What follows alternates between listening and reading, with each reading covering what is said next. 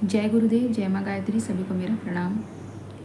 माला को लेकर बहुत से लोगों का प्रश्न आ रहा है। मैं बहुत छोटा वीडियो बनाऊंगी, समय इतना नहीं है, लेकिन कई लोगों के मेल आए हैं, प्रश्न आए हैं कि उन्होंने जैसे 11 माला का अनुष्ठान का संकल्प लिया है और 11 माला करने से पहले वो बीच में उठ जाते हैं। किसी ने 8 माला किया, किसी ने 5 माला किया, बीच में उठ जाते हैं। तो ऐसे कंडीशन में उनका जो प्रतिदिन का 11 माला का संकल्प है वो पूर्ण होगा या नहीं होगा। तो देखिए, माला को लेकर जो भी आपकी मन में उलझन है उसको मैं सबसे पहले ये बताऊं कि माला केवल संख्या निर्धारित करने के लिए है। तो आप उस संख्या को कितने भी समय में निर्धारित कर सकते हैं। जैसे एक दिन में आपने माना कि 11 माला या 30 माला करने का संकल्प लिया है और आप एक बार में उसको बैठ के पूर्ण नहीं कर सकते हैं, जो कि सभी के लिए संभव नहीं है। 10 माला तक तो किया जा सकता है, पर 30 माला एक साथ अगर किसी को बैठने के लिए कहा जाए तो संभव नहीं हो पाता है। जिसकी बहुत ही ज़्यादा प्रैक्टिस है वो कर सकते हैं, सभी नहीं कर सकते हैं।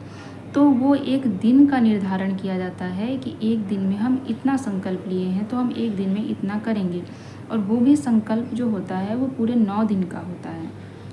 जैसे हम 24,000 का जप करते हैं तो 24,000 का जो अनुष्ठान है उस 24,000 को हमने अपनी सुविधा के हिसाब से प्रतिदिन के लिए बांट दिया है, ताकि एक बार में किसी के लिए वो ज़्यादा ना लगे। प्रतिदिन के हिसाब से हम करेंगे तो वो पूरा भी हो जाएगा, और एक दिन के हिसाब से एक संख्या निर्धारित हो जाएगी। उस संख्या निर्धारित हो जाएगी कि 27 माला करना है, 30 माला करना है। इस प्रकार से एक दिमाग में सेट रहता है कि हमें प्रतिदिन इतनी संख्या करनी है। लेकिन इसका मतलब ये नहीं है कि किसी दिन वो संख्या नहीं होती है तो वो पूरा नहीं माना जाएगा। किसी दिन मान लीजिए कि आपने 27 माला का या 30 माला का या 11 माला का जो भी आपने संकल्प लिया है, और किसी दिन मान लीजिए कि आपने केवल 20 ही किया, 11 लिया है तो आपने 8 ही कर लिया, 3 रह गए। तो ऐसे कंडीशन में जब आप दूसरे दिन जब करेंगे तो दूसरे दिन भी आज का बचा हुआ उसमें जुड़ जाता है। यानी कि अगले दिन जब आप 11 करेंगे तो 11 और पिछले दिन का 3, 11 + 3 कितने हो गए? 14। तो आपको अगले दिन 14 माला करनी है। किसी दिन आपने ज़्यादा किया, मान लीजिए किसी दिन आपने 15 माला किया, दूसरे दिन आपने 11 माला कर लिया, तो आपका वो 4 एक्स्ट्रा हो जाएगा।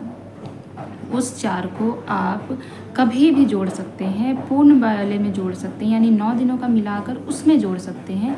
तो आप इस तरह से माला की संख्या को गिनती कीजिए। आपको केवल ध्यान देना है कि आपको 9 दिनों में आपको इतनी संख्या पूरी करनी है, और उन 9 दिनों में ये संख्या कैसे पूरी होती है। किसी दिन आप ज़्यादा कर सकते हैं, किसी दिन कम कर सकते हैं। एक नियमितता के लिए हम प्रतिदिन का निर्धारण कर लेते हैं कि हाँ, हम प्रतिदिन इतना जप करेंगे, हम प्रतिदिन इतना चालीसा पढ़ेंगे, हम प्रतिदिन इतना मंत्र लेखन करेंगे। लेकिन यदि किसी दिन छूट जाता है, किसी कारणवश कभी ऐसा होता है कि हमारी तबीयत ठीक नहीं लगती है तो हम बैठ नहीं पाते हैं, तो हम कर नहीं पाते हैं, बहुत सारे कंडीशन होते हैं।